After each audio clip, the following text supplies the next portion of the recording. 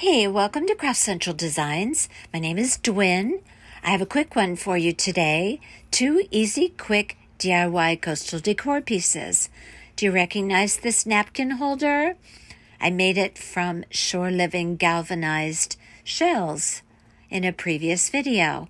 Now I'm making a cutting board to match. And here's that napkin holder that I made from galvanized shell from the Shore Living line. I picked up these two. They're labeled as cutting boards. They feel like they're made of glass. I'm not exactly sure what they're made of, but they're pretty heavy duty. They have little feet on each corner. You're going to need 2 of them, and these also come in a round shape, so you could do square or round. And I have these napkins that I purchased at Home Goods to match that napkin holder. You'll need Mod Podge, an applicator, and something to pour the Mod Podge on. And I'm going to be using my Cricut heat press that I purchased on Amazon. Love this Cricut heat press. Okay, so first thing we're going to do is remove the feet, which you can pry off pretty easily with a spatula. Be sure to put those aside and don't lose them. So you're going to take off all the feet and turn it over to use the opposite side that the feet were on. We're going to dump some Mod Podge out on to this paper plate, or use whatever you like. And we're going to completely cover these 2, I guess we'll call them cutting boards. I think they also would serve as a trivet.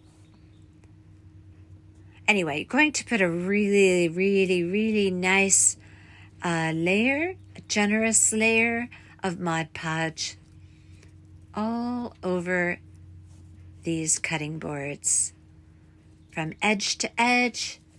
Be sure you cover it completely. And we're going to use that method of applying a napkin to this cutting board after it is completely dry, the Mod Podge. And we're going to use the Cricut heat press to adhere that napkin to this cutting board. Let me tell you, this worked beautifully. I'm very impressed how this turned out.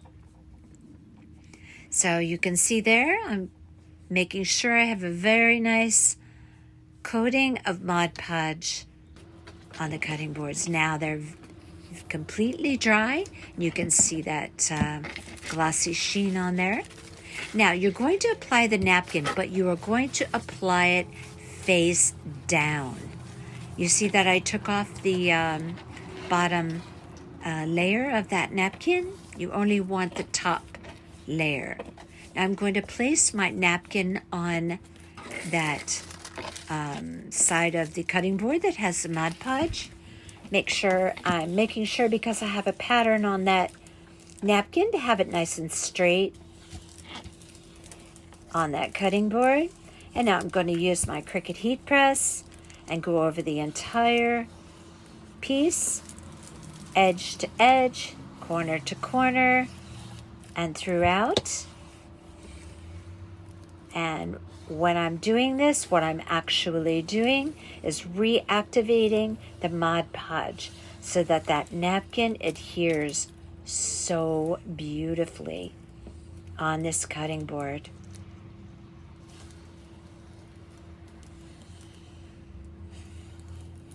I'm just going to feel my way around with my fingers on the edges so that I be sure that I cover the entire surface of that cutting board with the Cricut heat press.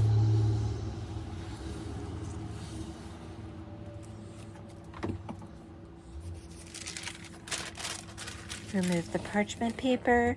Now that cutting board's going to be hot, so be careful there, okay? And this adhered so beautifully. Then you're going to do the other one just exactly the same way. I'm going to cut off my excess napkin so it's easier for me to work with the nail file. I use a nail file. You can use a sanding block or a piece of sandpaper. I would be careful using anything with too rough of a texture, because you are working with a napkin that's very, very thin. Okay, so as I said, I use a nail file, and I'm going to start removing the excess napkin. Notice how I only press down with the nail file when I'm on the downward motion. You don't want to saw back and forth. It's just on the downward motion. And this takes off that excess so beautifully.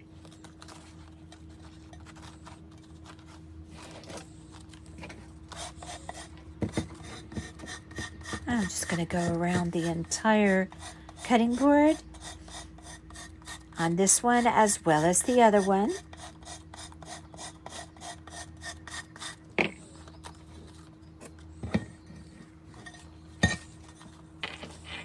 And this creates such a beautiful finish on the edges.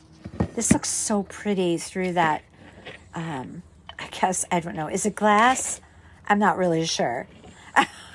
Okay, so here we have the finished pieces. Now what we're going to do is I made sure that I matched my patterns up. We're going to apply the wrong sides of those two pieces. So in plain words, the napkin is going to be facing out on the top, and if you turn it over, the same thing on the bottom. We are going to adhere these together. I'm going to use Aleene's Tacky Glue. I'm going to go around the edges. Now I would say that I certainly wouldn't put this in the dishwasher. I would say that best just to wipe it with a damp cloth, because I can't guarantee how that would fare in the dishwasher. If water might seep through, even though I sealed the edges with the tacky glue. So I make sure this is very straight and matched up, edge to edge, side to side. This turned out so pretty, and it's a really substantial weight, a nice piece when you put those two together. And it looks beautiful with the napkin holder, as you can see. Now I'm going to take those little feet and put them back on, one on each corner, and I'm going to use Gorilla Super Glue for that. I want to be sure those little feet stick on there. And this just makes a really beautiful piece to put on the countertop. Maybe have that napkin holder sitting next to it, or even on the dinner table. I was just so pleased how this turned out. I mean, for such a minimal cost, such a pretty decor piece. Let me make sure I got my little feet all adhered there with my Gorilla Super Glue.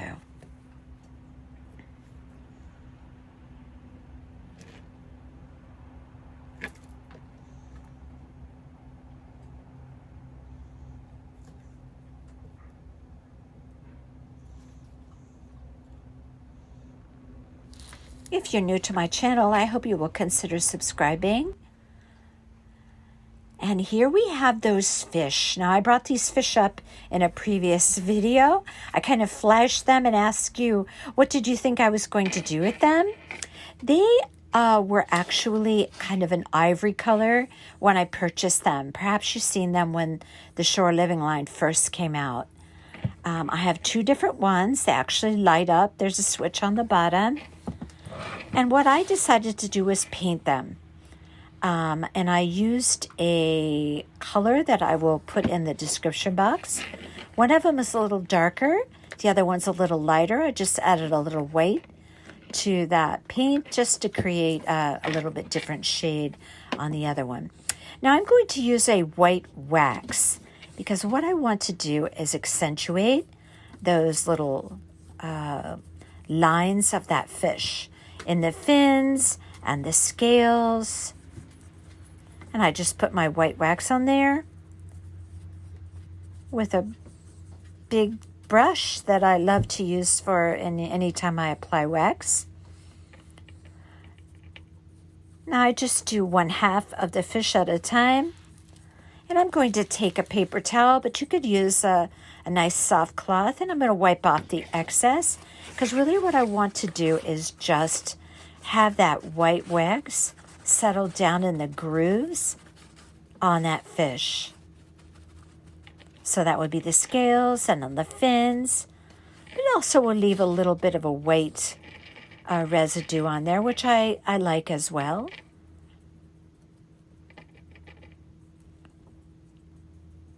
And I decided to put a little bit more on because I wanted more white wax down in those scales and fins of that fish.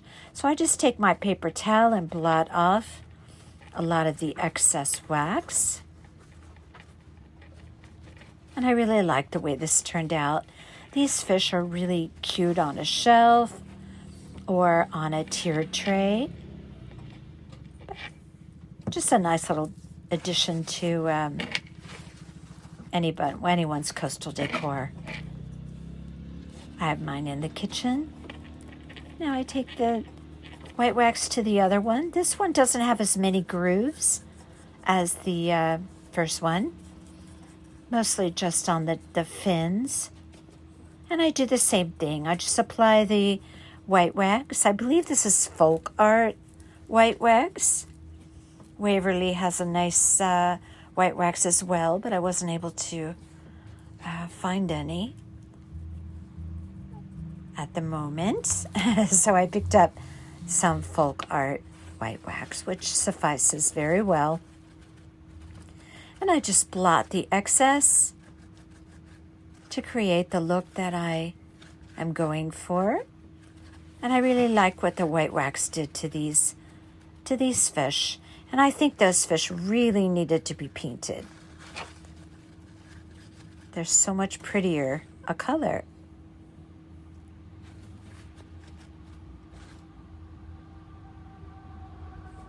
And there you have it.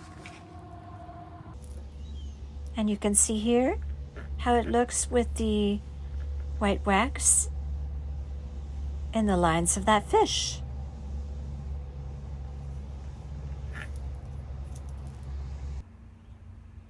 And here we have the finished fish.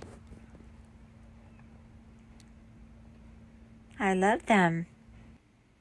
And the napkin holder with the cutting board. Or I think, as I said, you could use it as a trivet. All right. That's it for today.